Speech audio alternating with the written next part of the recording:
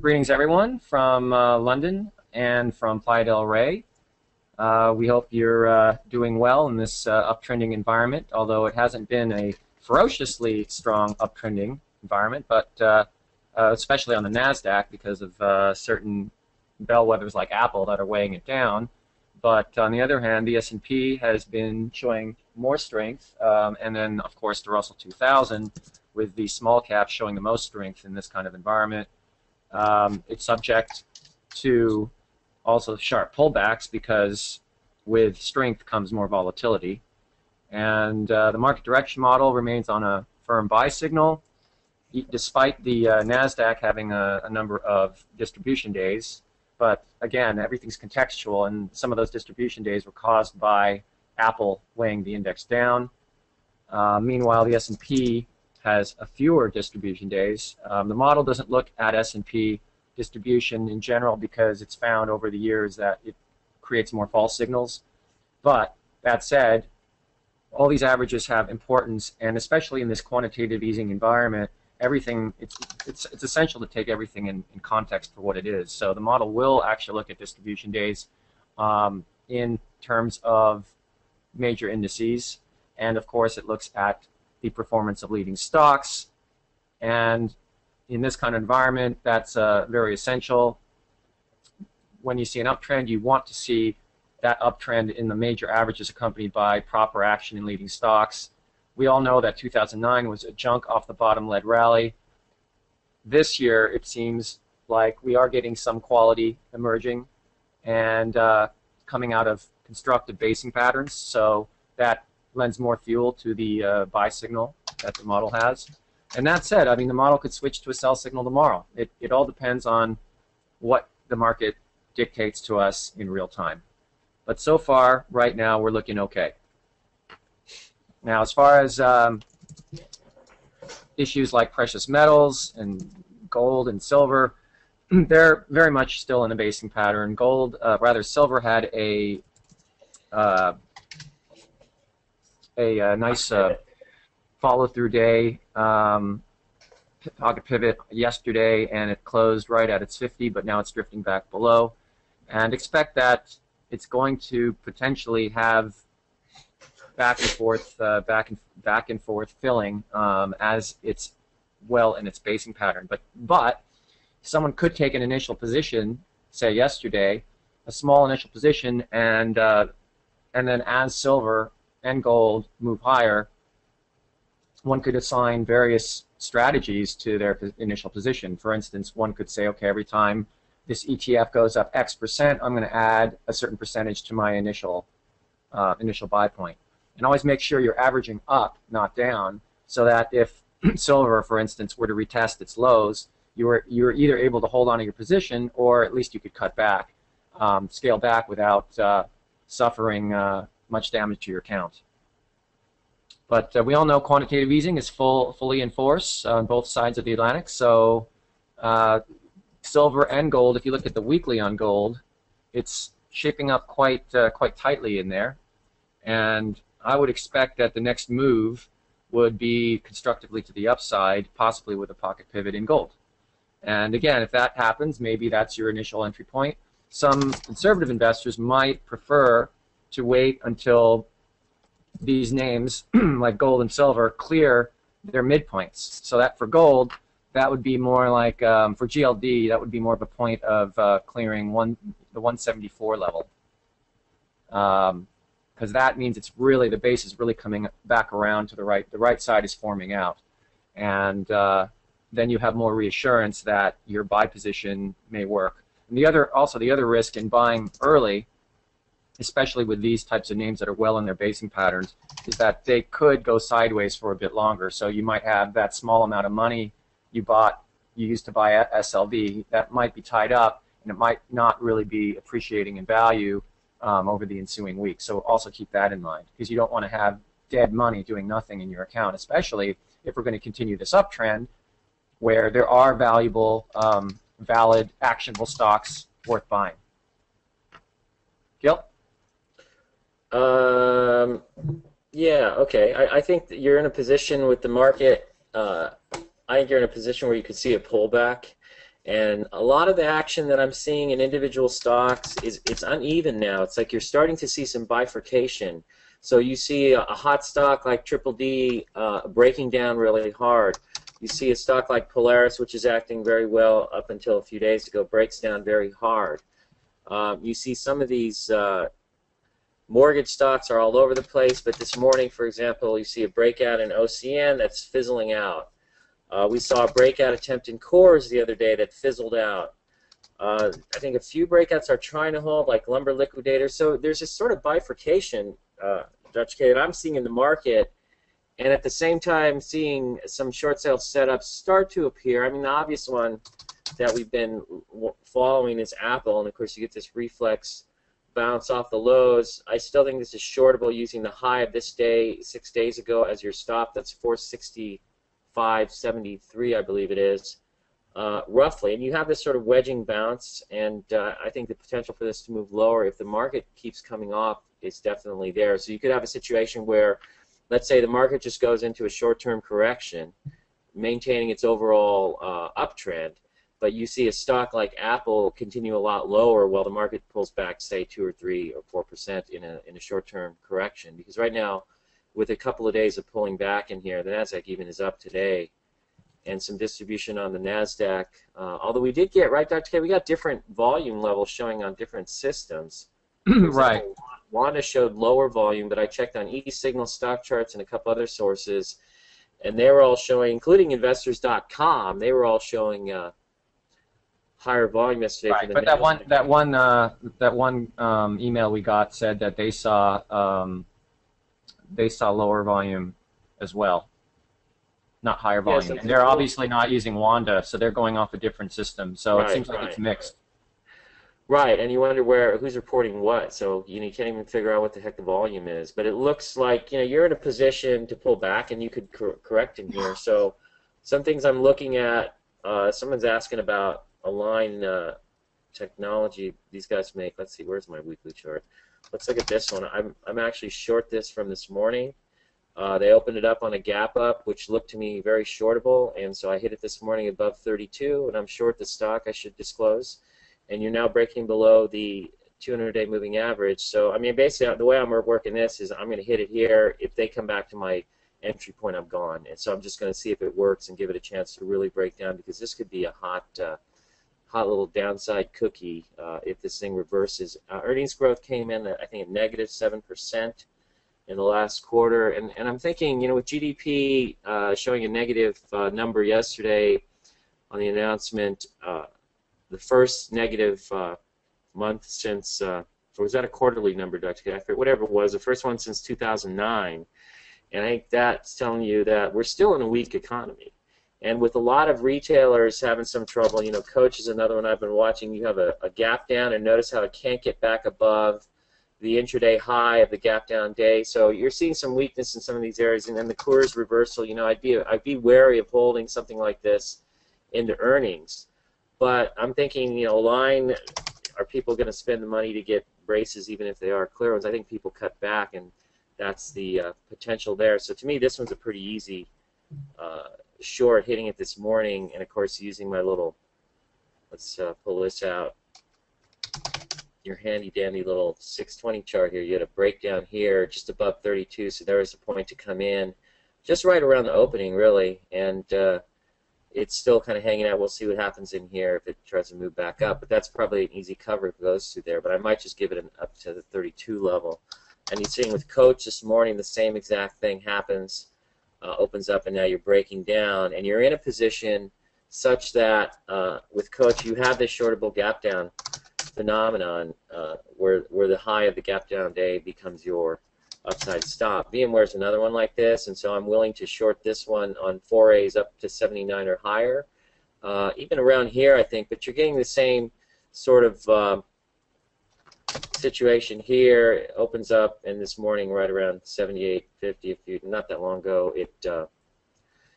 it blows through to the downside on a short signal. So what I'll do when I'm working these, for example, so VMware on the daily chart, if it's rallying up towards the intraday high of the gap down day, I'm watching my 620 chart to look for a short spot. You notice it seems to be getting into a position where you're just creating a little reverse flag and it's heading lower. I thought that the massive breakdown in the stock from this major sort of rolling top, it's like a mountain range of tops. Here's a big head and shoulders in here. So a lot of shoulders, a lot of heads. So it's a multi-headed, multi-shouldered animal. And this huge volume breakdown, I don't think that's a good sign for the stock. So the question is whether it can muster a rally back up somewhere in here, which would be a little more congestion, somewhere closer to 90, or whether it's just going to blow from here. And the way to handle that, in my view, is simply if you short it here, you use the high at 80. It's exactly 80, incidentally, as your upside stop. So, that's what you've got going on. And I don't have a problem here treating the market on a bifurcated basis because there are some stocks that act pretty well.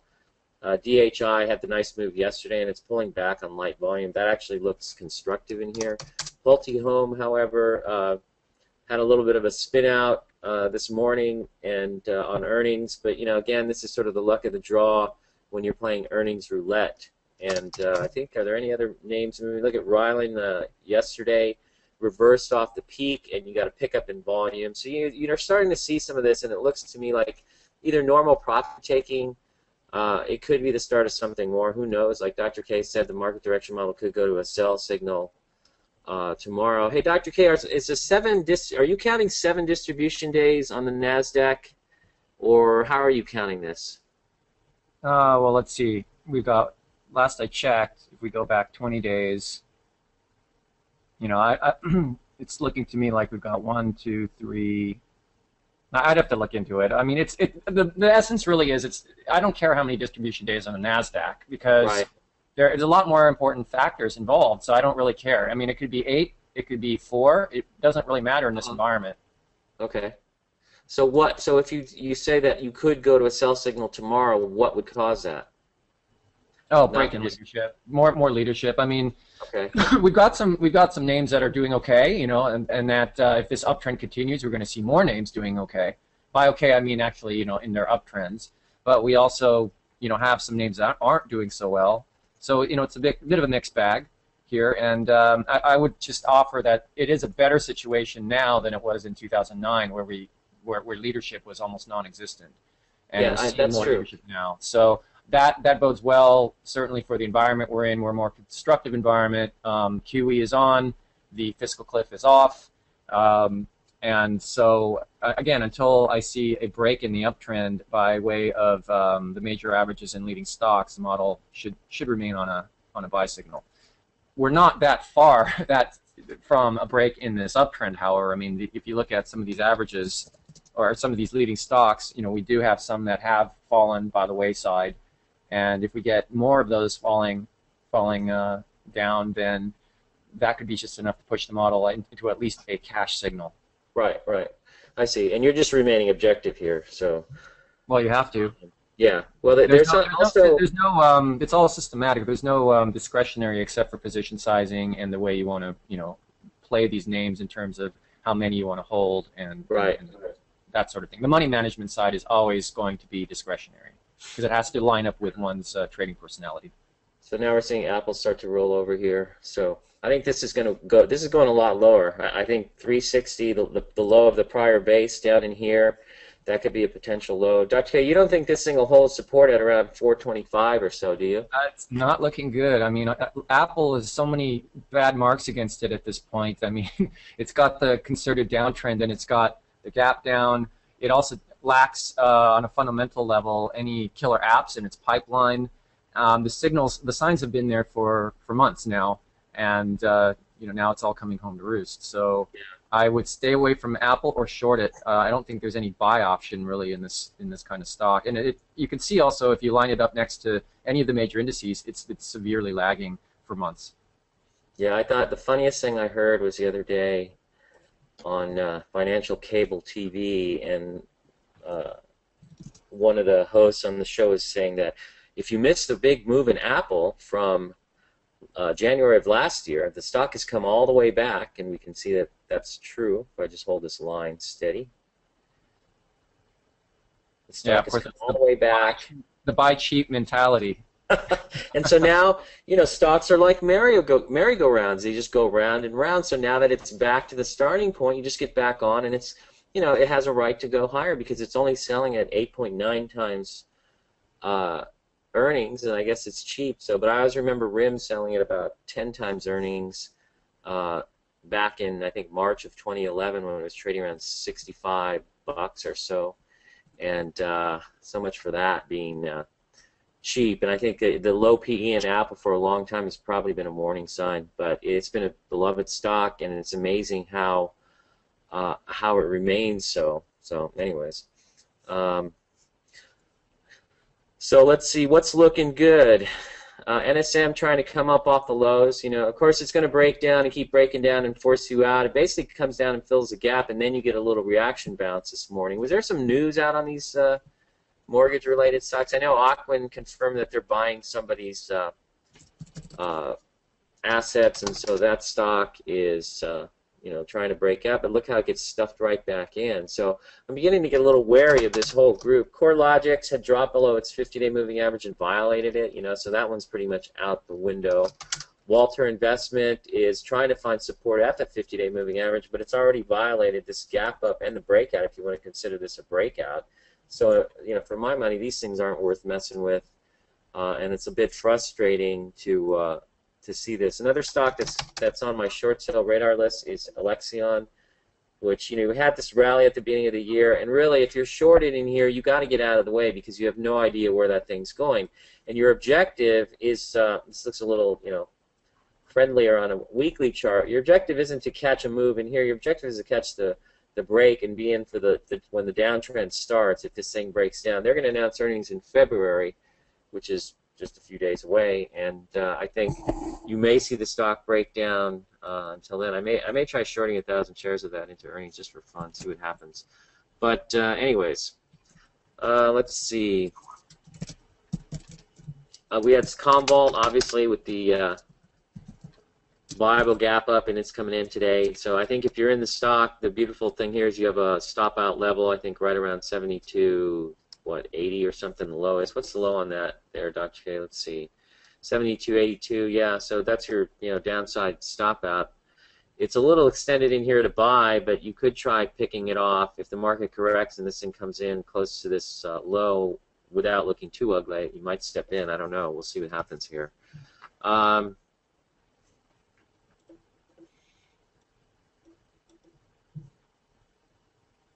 Let me see here. Looks like my screen is freezing up here. Actually, on CVLT, the closer it gets to the low of yesterday, the less risk you have. You could use the low of yesterday as your sell.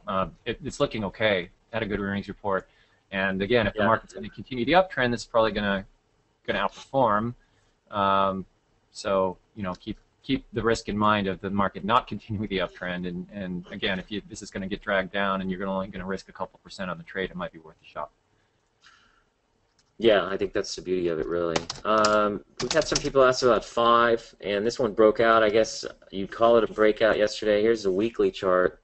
Looks a little funky on this on E-signal here, but I can kind of spread it out. You see a lot of decent buying volume in the pattern, and it's trying to break out. I guess, you like this stock, Dr. K? I mean, I've looked at this one, and it wasn't enough to trigger my interest. It's an IPO. So it's going to be a little bit more volatile. It also has, institutional sponsorship actually decreased last quarter, so that's a red flag. The industry group is really poor. It's got too many red flags with the stock, and it's actually never really proven itself. It did have the good earnings report in the last quarter, but it's still not enough to get me excited just knowing how the market treats these kinds of stocks if they don't prove out. And it is thin. Yeah, it is a thinny. So, but there's one stock trying to act well, and the retail stock at that.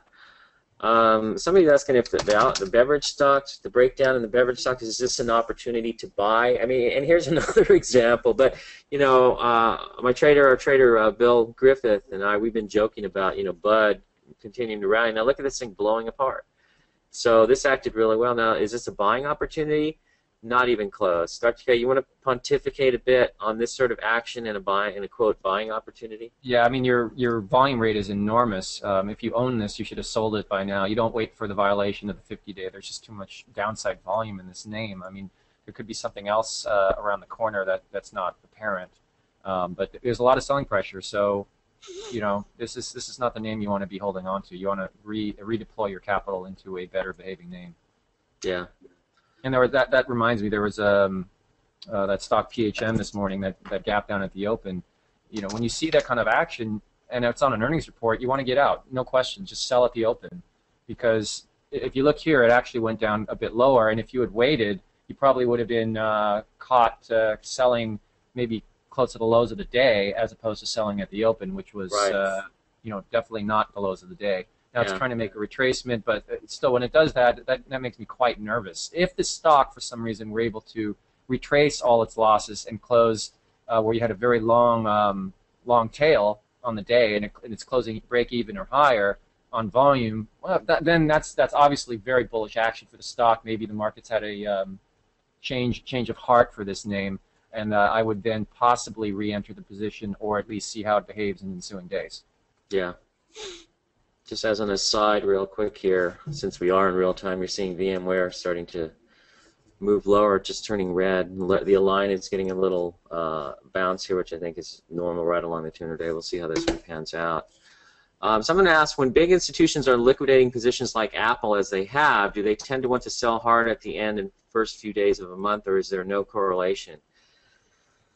I don't really know, to tell you the truth. Probably Bill Griffith, our trader, would know, because he used to work on the trading desk of a big institutional investor. But I think probably Bill would tell you that they just sell, and if they've got a lot to sell, the selling takes days and weeks, and it just goes on for a long time. So I don't know if there's necessarily a bias to show or to get rid of a stock, although you could argue maybe today that nobody wants to show Apple on the book. So, I was watching the rally this morning up to about 459, I guess, and thinking this can't really hold up on the last day of the month. Everybody wants to be out of this, not in it. And so, maybe there's some of that goes on. Those are who are hyper performance oriented, but I think when a big institution that has a big position in the stock is liquidating, it's just a pretty steady grind as far as dumping the stock, and I think Bill would correlate that. On Coors earnings, bet red 19. So someone is saying to bet on Coors jacking on earnings. Maybe, I don't know. I think the best way to do that, if you're going to do it, use options or buy a small position in the stock. That seems to me the most prudent way to handle anything going into earnings. 10% position.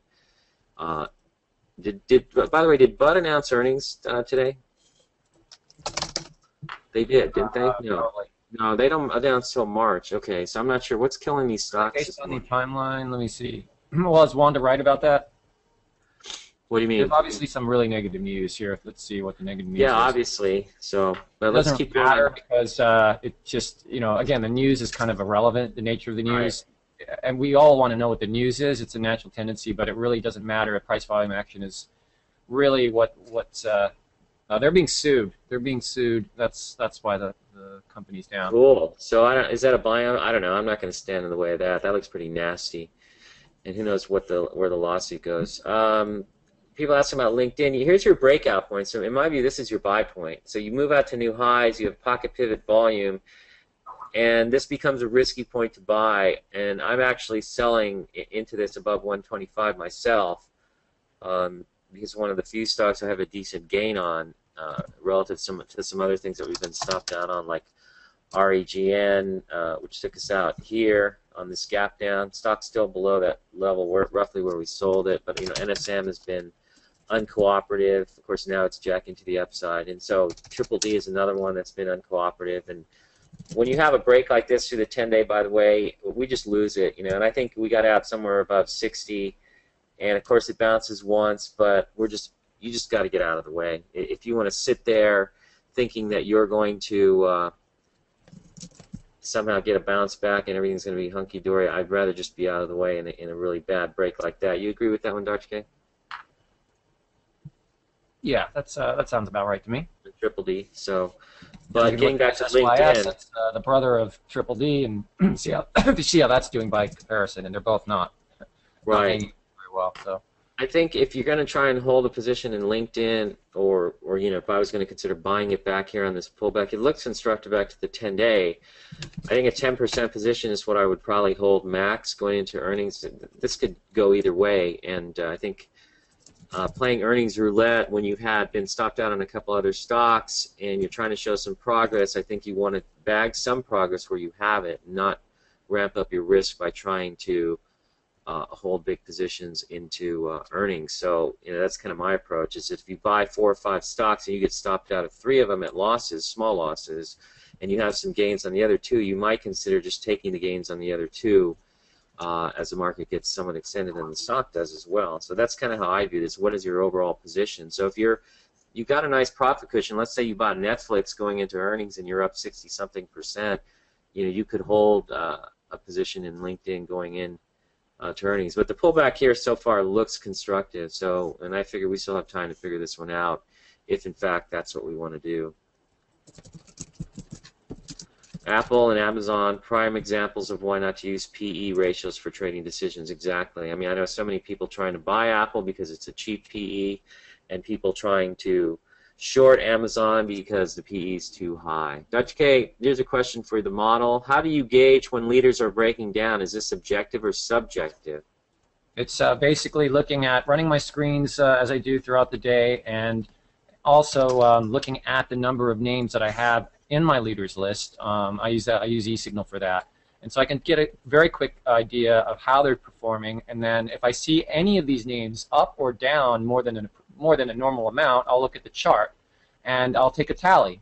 So in other words, I'll have a positive and negative column. So if the positives clearly outweigh the negatives, then there's no problem. If the negatives clearly outweigh the positives, there comes a breaking point where the model, in other words, there's a tilt. What is it called? A tipping point, where the model then sees, okay, this is really not good. We're now in a not good, call it a bearish zone for leaders, and that weighs heavily in whether the model decides to then switch from a buy signal to a cash or a sell signal. If the damage is pronounced in the leaders, then it could easily switch from a buy straight to a sell signal.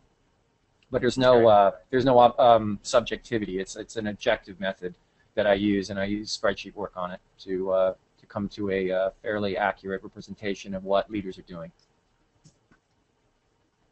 Okay. Let's see. People asking about Digital Globe. You had a breakout here. That's a nice breakout, and all it's really doing is trying to hold up in here. Earnings come out soon, and you just have to see what happens if you want to hold this into earnings. But typically what you would do is buy. You got a breakout. It pulls back in here. So hopefully if you're in the stock here, you have a 2688 breakout level here. So you pull back into the 27s in here. I think the stock is viable. You had this pocket pivot, and so you're pretty much within range of that right now. And the stock's trying to hold up. It's not holding the 10-day, but it's holding the 20-day here, the green line.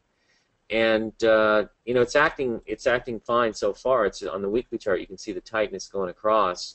So there's nothing really special here. But if the market breaks down as it's starting to now, and you can see that as the Dow breaks down 34 points, and SP down 470, and the Nasdaq turning, so everything's starting to turn to the downside here.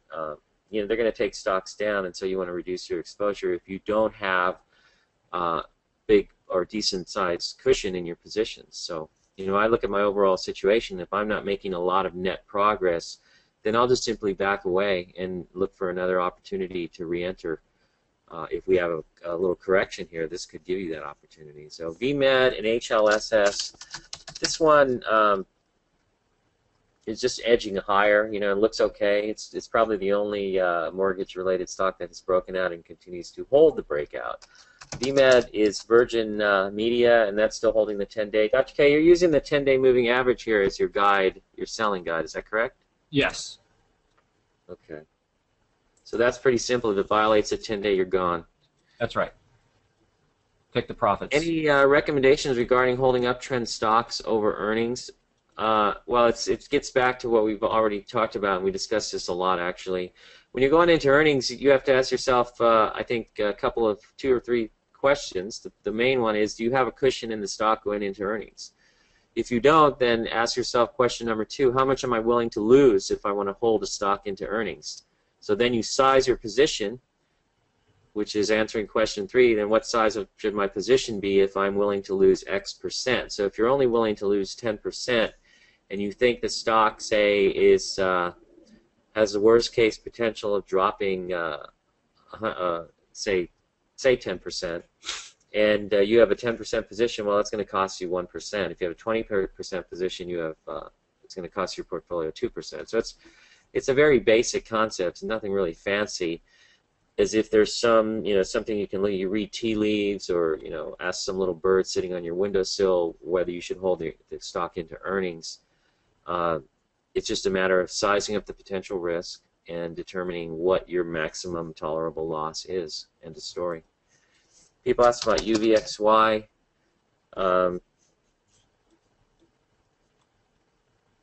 It looks to me like it's trying to turn around here, but this is going to depend on the market heading lower. If the market heads lower, the UVXY is going higher. You don't have a buy signal on your particular model, right, Dr. K?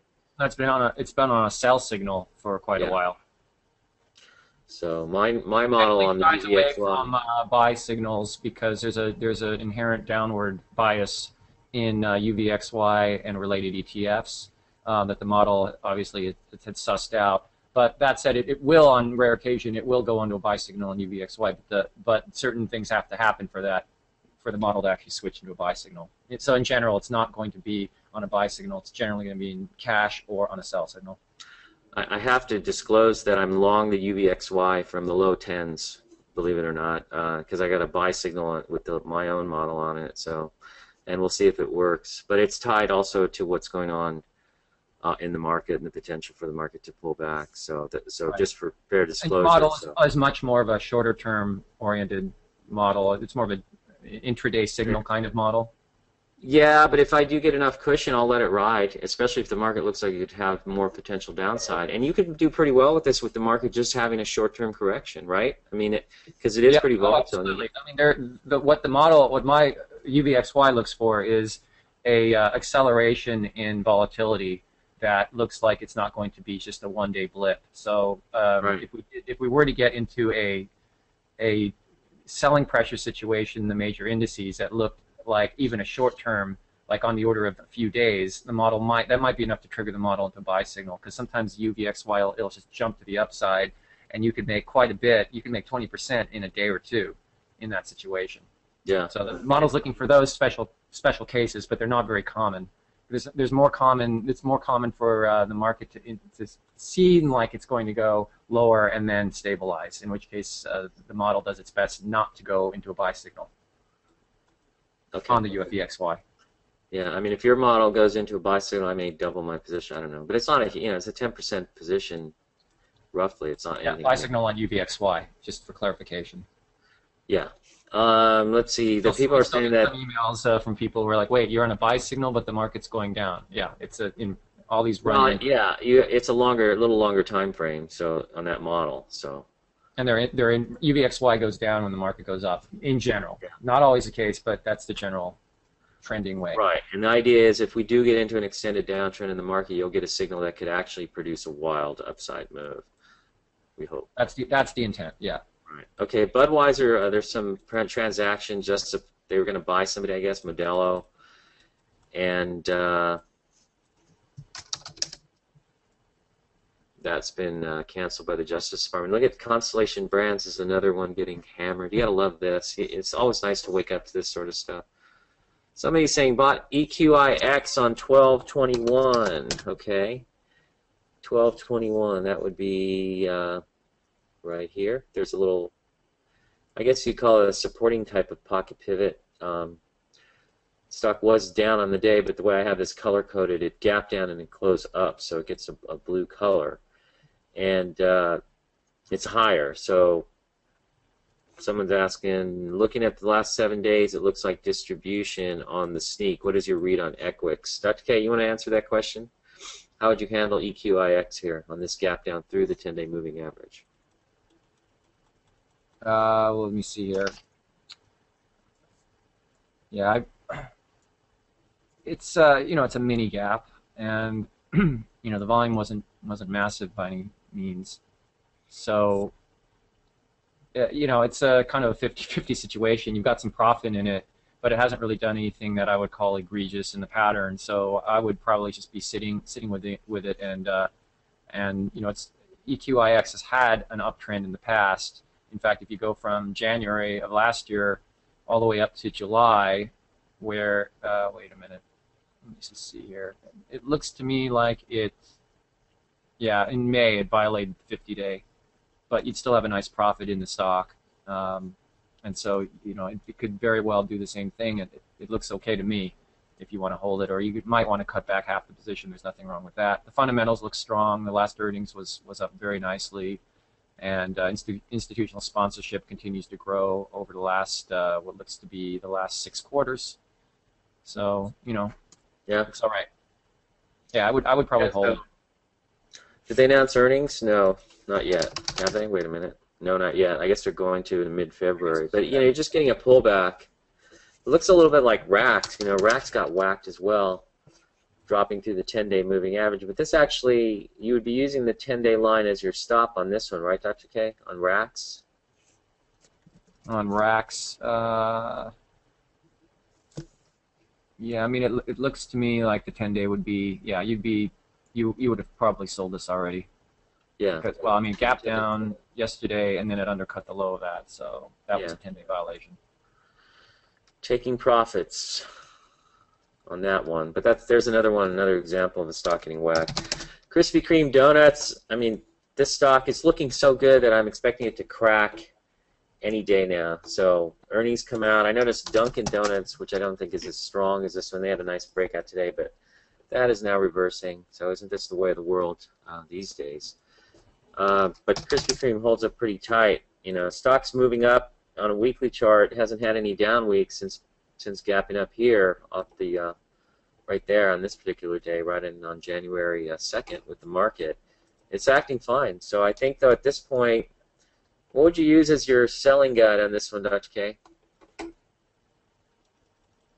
Well, let's see. I mean, it looks to me like it's 1, 2, 3, 4, 5 weeks into obeying its 10-day moving average. So I'd probably be using the 50-day, and it's a retail. 50 days, so all the way down here. Yeah, subject to. That would suck, though. I mean, but stocks never go straight down. Like we were saying last week, stocks never will go straight down to the 50-day. I mean, if it did, if it really wants to get down there, you're going to sell it well before it hits the 50-day, just because that would take a lot of volume to push it all the way down there in a heartbeat. I see what you're saying. So then what you're expecting then is the stock holds up okay, the 50 days should catch up. Yeah, it always does. That's why the 7-week rule works the way it does. And the 7-week rule does not mean you have to wait for the 50-day violation. It means if you have a gap down in the stock or you have a big down day like Bud, then don't wait for the 50 days. Just sell it. Just sell the position because something's not right. Right, I got you.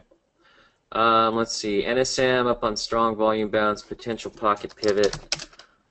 Probably not given the position it's in, but it's going to have to trade higher volume than this, and we'll have to see this stay right here, which would be. Yeah, it's probably not going to make it. This stay right there. It doesn't. I don't know. You'll see what happens, but I don't know. It's in a V-shaped position. It's after a downtrend, so even if you had a pocket pivot, it would need to probably settle down a little bit more and then look for a second one because you are coming off of this short downtrend, so I think it has less of a chance of working. So, Poly one, here's when they came out with earnings, and it's starting to flake out. So now you get another stock flaking out. Isn't that wonderful? I don't like it. If I had bought the gap up, I would probably just lose it myself because you got this breakdown. You're just nothing good here on earnings. Why hold it? That's my view. I don't know. Somebody says explain why you would sell into the move. I think I did explain it, and I went into some detail there. So hopefully that question showed up before I explained it, because it has to do with your overall position in the market. If you bought, like I said, 3 or 4 or 5 stocks and you've been stopped out of 3 of them at small losses to your overall portfolio, and you've got a couple you're making some progress on, but overall your net progress is pretty meager, then you don't want to get yourself in a position where you wait for the other 2 to break down, and now you're sitting on 2, 3, 4, 5% down to start the year out, when you're sitting even or slightly up, you just kind of bag it and back away. Especially going into earnings, I'm not willing to take on more risk here. And at the same time, I've got short sales like VMware today, which I'm short. That thing's working, and Apple's been working like a charm for a long time. So, I almost feel like, who needs a long side, at times. And then it's a line just kind of trying to hold up here, and we'll see what happens with that one. But there's been some better action, I think, on the short side. Watching Coach now start to break down as well. You can see this one coming in. I showed you that a little while ago. It's coming lower. So, but still kind of in the developmental stage. We'll see what happens. But that's why. Okay, and it has to do with your overall position in your portfolio and where and whether you're making significant progress. I think if we had gone after some of these cheesy stocks that have 11% earnings growth, like J.B. Hunt, we'd probably be happier. I see a number of medical-related stocks with 10, 12, 15% earnings growth, or stocks with 1% sales growth. In fact, I should point out that PolyOne has 1% sales growth last quarter. Not sure what they showed this last quarter, but they increased 6% sales growth. But is that really the sort of thing that's going to trigger a huge move in a stock? I don't know. But you're seeing a lot of junk off the bottom. The biggest movers have been Netflix, amazingly. And so I think that's really what happens here. Somebody's asking about DGI. I already talked about DGI. And as we said, it's broken out and it's holding tight sideways. So nothing really you can say. If you own the stock on this breakout or on this pocket pivot, you're still roughly within range. So theoretically, you could just hang out with the stock. And if you don't have too big of a position, they do come out with earnings, I believe, in mid-February, late February, actually. And maybe it doesn't go anywhere until then. If the market continues to get weak and we see some issues with the market, that could drag it down. So I think you're just sticking to a stop here if you have one. So Chewy, I grew up in East LA, which is a heavy-duty Mexican-American neighborhood. The barrio, is, I guess you might call it. And Chewy was a common nickname for people. Is this a Mexican restaurant, by the way? I haven't even really paid attention. Yeah, it is. It's so thin. Mexican and Tex-Mex inspired. When I was in college and just graduating from Stanford and didn't have a lot of money, Mexican food would go a long way, and I would cook a vat of beans, pinto beans, and on a Sunday, and have those all week long for lunch and dinner, whatnot, and that, and I think tuna fish. So Mexican food is pretty cheap, and I guess if you have Mexican restaurants, the hot new concept, I guess that's what you get with Chewy's. Really thin stock. The reason it doesn't show up on my radar is because the average daily volume is about 31,000 shares, I believe. Is that correct? No, 138,000. So it's just really a thin, micro cap stock, and they jack it like this, and so you're up. Dacia, how would you handle this stock? Yeah, I mean it's it's a favorable environment for small caps so far. Yeah. And the earnings and sales, the earnings, it's turning around, and it's an IPO, and the price action's been very good. I like the idea of if you're holding it, sit and hold it because it's not doing anything wrong right now. Right. If you want to get into it, then maybe you want to take a position as it comes down to its 10-day moving average. Yeah, right around the mid-26 zone right in here. So that, if you bought on this breakout day, then you're okay right now. It's coming in on lighter volume, so it's not like anybody's running to sell this turkey. So, but it's a very thin stock, and I don't bother with it myself. So, just because. Beans for lunch and dinner can make for lonely nights. No, actually, I don't have any trouble digesting them because I am Mexican-American, and I've eaten beans since probably... They might have been the first food I ever ate, just so you know. And that and maybe quesadillas, although my mom used to just call them tortillas with cheese. I didn't even know what the hell a quesadilla was until I went to Stanford, and you hear all the trust fund babies who are into their minority experience, asking me if I make quesadillas at home. But no, we just make tortillas with cheese. But yeah, I learned later they were the same thing. But I handle beans pretty well. It's other things that I don't handle pretty well. So we won't get into that. All that's way TMI. So RMD, here's one, yeah, acting well, viable gap up, and it gaps down. Whoopie-doo. You know, I mean, this is what you're seeing in this market, Dr. K, and I don't like it. You know, I got to tell you, I don't like it. I don't feel comfortable being long very much in this market, whether it's Chewy and some little thin thing like Chewy or, you know, even DR Horton maybe. But it's hard to be comfortable owning anything because it seems, you know, this is what you see. Great action here, stock acting real low, it blows apart, you know. This thing blows apart. You get a breakout this morning and the thing's stalling out. Maybe it holds up, you know. And other stuff. So I mean, that's just the sense I'm getting, you know. Neither I'm buying or wrong. It's still tricky. I mean, we yeah. It's sort of like last year where we had an uptrend in the markets, but it's almost impossible to make much money in that first quarter. And in fact, a lot of the veterans out there that have been running funds for over 20 years were all collectively down, despite the market being in an uptrend, in a very clean uptrend. So, you know, what we're seeing right now is not that bad a situation because there are more names that are actually working okay, but what you do get your occasional blow-ups like this RMD, and there's been a handful of others as well that they're going straight up and they go straight down, and that speaks to the whole aspect of taking small positions because we're not out of the woods yet. So if you had a position in this, hopefully it's maybe, you know, taking half-size normal positions in this environment is not a bad idea. Yeah, and you'll notice it did actually just barely close below the high of the gap up day. Did we actually point this one out as a viable gap up? I don't recall. I don't think so. No. Never really been all that thrilled with the company. No, we didn't. 23% earnings growth in the most recent quarter. That just doesn't get our blood boiling, I suppose. And so we never went after. But you know what? You've seen a lot of stocks like this with what we would consider tepid sort of earnings and sales growth, and they've been moving higher. And you know, so let's somebody's asking about soda. Soda, I think this one has actually followed the 10-day moving average. Is this a pocket pivot here? I don't know. Maybe right here. A little bottom fishing pocket. What would you say this thing is done, Dr. K, if you own this, or would you hold it? We never considered this a leader because it's coming from a low pattern. Yeah, I don't like chart. You know, let's round trip very easily because it's coming off. You know, you're coming out of this kind of pattern, so you know we're not into that. And what's your take here, Dr. K? Yeah, no, I'm just not into this. I mean, we haven't recommended it because it's a bottom fishing stock. If you got profit, I would probably be taking it here. I just don't like being in a name that's second rate. Yeah, and it is second rate. So now Dillard's has acted pretty well. Not Dillard, DD. What is it? DDS. So this one is starting to come up around here. Do you consider that a viable gap up there, or just a pocket pivot move? What is it? Well, I would, based on the volume, I don't know.